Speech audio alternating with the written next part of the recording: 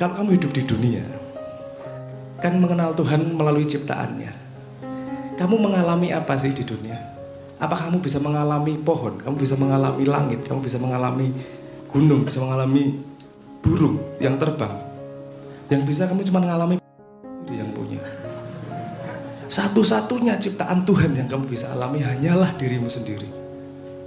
Tak jamin, hanyalah dirimu sendiri, nggak ada yang lain. Kamu ngelihat pohon, itu kamu nggak ngalami jadi pohon. Ada cahaya ke pohon, mantul ke matamu, dikelompok ke karo retinane, diolah karo otaknya, jadilah kamu image pohon. Apakah kamu ngalami pohon? Enggak, kamu ngalami dirimu sendiri. 100% kamu ngalami dirimu sendiri, nggak ada yang lain. Ketika kita ngomong itu benar, itu salah dan segala macam, toh kamu nggak ngalami itu semua. Yang kamu alami itu satu dirimu sendiri. Jadi saya ngambil gini, man arofa nafsahu faqad arofa rabbahu, itu bukan pilihan perjalanan menuju Tuhan. Itu satu-satunya jalan menuju Tuhan. Karena kita tidak mengalami yang lain kecuali diri kita sendiri. Ngalami apa meneh toh Dewi selain diri kita sendiri. Dan kalau mau baik, kamu sudah punya sudah punya caranya, karena kamu tahu baik pada dirimu sendiri. Nyari Tuhan nggak usah di sana. Kamu mengalami penciptaan setiap hari. Ora sah sing ampuh-ampuh lah. Ente mangan tempe dadi daging. Mangan kacang dadi daging. Mangan sego neng omah apa njaluk kancamu apa nyolong tetep dadine awakmu dhewe. Itu kan proses penciptaan luar biasa dan ajaibnya luar biasa. Mangan apa wae dadi awakmu dhewe. Kamu dari kecil menjadi besar kan ngumpulin dari hal-hal yang di luar itu. Itu satu ngalami Tuhan ini rasa ruwet, maksudnya kemana-mana. Kamu mengalami diri sendiri dulu, mengalami diri sendiri. Dan gini, semua yang diajarkan agama itu sudah kamu lakukan sama dirimu sendiri. Jadilah baik sama orang lain. Kamu baik nggak sama dirimu sendiri? Sudah. Jadilah kamu ikhlas sama orang lain. Kamu ikhlas nggak sama dirimu sendiri? Ikhlas tuh. Kamu jangan memusuhi orang lain. Kowe mosok musuhi awakmu dhewe, ya ora to? Jadi iki ngomong rada ekstrim ya. Sebenarnya konsep kasih sayang, konsep baik sama orang lain, harus bermanfaat, itu nggak perlu semuanya. Ngomong kasar ini, nggak perlu semuanya. Karena kamu sudah mengalami pada dirimu sendiri. Kalau kamu sudah melebarkan dirimu bahwa akunya bukan hanya ini. Akunya adalah orang segini banyak, udah gak butuh konsep itu. Ketika kamu menolong dirimu, mencebok dirimu sendiri, kamu punya bayangan gini gak? Ini aku dapat pahala ini, karena aku baik sama diriku sendiri. Butuh gak ayat-ayat seperti itu? Ketika kamu mengobati luka di tanganmu, kamu butuh semua konsep itu gak? Kenapa? Karena itu dirimu sendiri. Nyuwun sewu aku agak meloncat ini. Tauhid itu nanti endingnya kita jadi satu, bukan jadi dua. Sehebat-hebatnya manusia mencapai pemahaman, ketika masih ada kamu gak akan ada tauhid. Karena masih ada aku dan masih ada bukan aku. Nah, jadi kembali gitu tadi, semua pelajaran yang membuat jarak antara aku dan kamu itu akan menghasilkan perseteruan walaupun pada level yang berbeda. Jadi jangan dikira bahwa yang berlaku pada pelaku-pelaku bom bunuh diri itu tidak akan berlaku pada kita. Sangat, kita juga memperlakukan, kita juga berlaku akarnya seperti itu. Walaupun ekspresinya bukan ngebom. Mungkin ekspresinya mengganggu lewat Twitter. Mungkin ekspresinya misui sekuatu. Ndongake pincang ngono misalnya. Orang sampai ngebom, tapi itu kan akarnya sama. Karena aku baik, kamu buruk. Karena aku benar, kamu salah. Padahal kebenaran yang sejati seharusnya inklusif. Semua harus terlibat dalam kebenaran itu. Ketika ada yang tidak terlibat, dia tidak akan sejati. Jadi nek ana wis ngomong aku sing paling bener, aku sing paling apik. Ngene iki jak janjane. Sing orang ini ki salah. Itu sudah menjadi akar dari perpisahan tersebut. Dan tidak ada kita bisa mencapai tauhid mutlakan, enggak ngomong satu. Kalau satu nanti ada dua. Tauhid mutlak, tidak ada selain.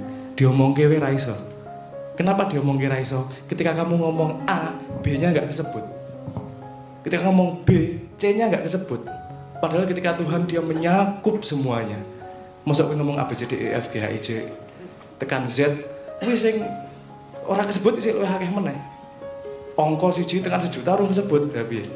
Jadi kemutlakan itu bukan 1 atau 2, kemutlakan adalah mencakup semuanya yang diomongkan aja nggak bisa. Bagaimana kita ngomong kita akan mencapai kebenaran, mencapai Tuhan kalau kita sendiri masih melakukan pembatasan dan pembedaan. Ngomong kamu benar, kamu salah, aku benar, kamu salah, aku benar. Menurut saya itu juga bukan sesuatu yang harus dihindari. Itu adalah metodologi. Semua orang-orang pandai, semua nabi-nabi, semua rasul-rasul itu pasti paham ini. Cuman mereka mengantisipasi kebodohan orang-orang seperti kita. Tak kandhani ora paham kowe le. Wis saiki nglakonono iki wae. Kowe nglakonono iki dengan harapan kamu bisa mencapai kesadaran seperti itu. Pernah nggak ketika SD Anda belajar memakai jembatan keledai? Ngapalin sesuatu pakai jembatan keledai. Apa ya contohnya? Pipo Londo, saya dulu ingat. Kalau matematika, ada yang pernah pakai jembatan keledai itu? Kalau ada tambah-tambahan, kurang-kurangan, kali-kalian, bagi-bagian gimana ya? Ping, poro, lan, sudo. Jadi ini pipo londo. Pingnya dulu, poro pembagiannya dulu, lan apa namanya? Tambah, sudo kurang. Itu dulu yang dikerjain. Pipo londo. Kalau kita sudah memakai jembatan keledainya, yang kita lakukan bukan megangin jembatan keledai, betul nggak? Tapi kita mengaplikasikan kali, bagi, tambah, kurang. Nah yang banyak terjadi sekarang adalah kamu dikasih jalan, diajari jalan menuju sana, yang dipegangi pipo londo nih, neng kon ping-pingan ra iso. Sing bener ki pipo londo. Wis nek kowe nek wis ngerti kuwi rasah ngomong pipo londo iso nglakoni kali-kalian, bagi-bagian, tambah-tambahan, kurang-kurangan.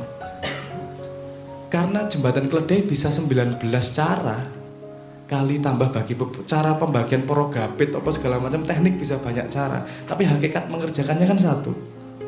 Ketika kita pegangan pada cara, kita sudah ngomong aku bener gue salah, terus ngomong aku bener gue salah, padahal ketika kita sama-sama melakukan tambah-tambahan kali-kalian tersebut hasilnya sama.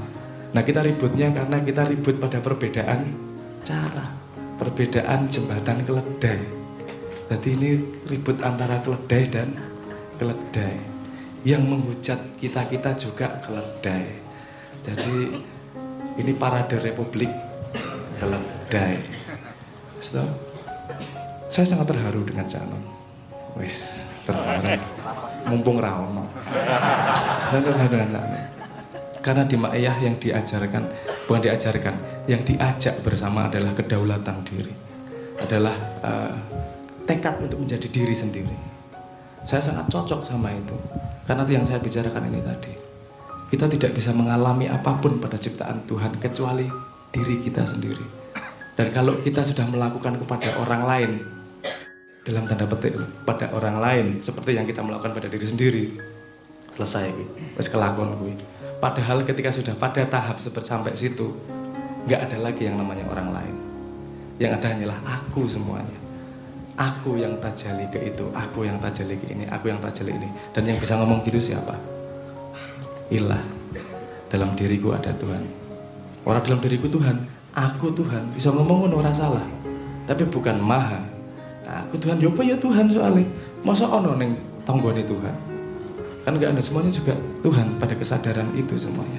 Nah, jadi saya ingin mengajak begini saja. Ayo jangan membuat pemisahan-pemisahan lagi. Ayo jangan membuat menghujat karena berdasarkan kita merasa kita yang benar. Kita tidak pernah mengalami apa yang mereka alami. Kita tidak pernah karena yang hanya bisa kita alami hanyalah diri kita sendiri.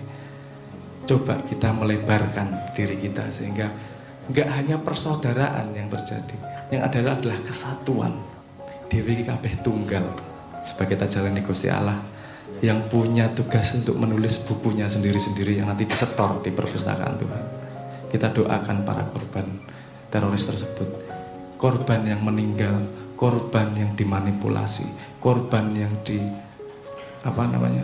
yang terteror dengannya, korban yang jadi salah sangka, korban yang kemudian mendapat prasangka, dan korban-korban yang lain kejadian kecil punya efek segitu besar ke dunia. Mari kita bersama-sama merangkul itu menjadi diri kita sendiri, bahwa kita sayang sama semuanya.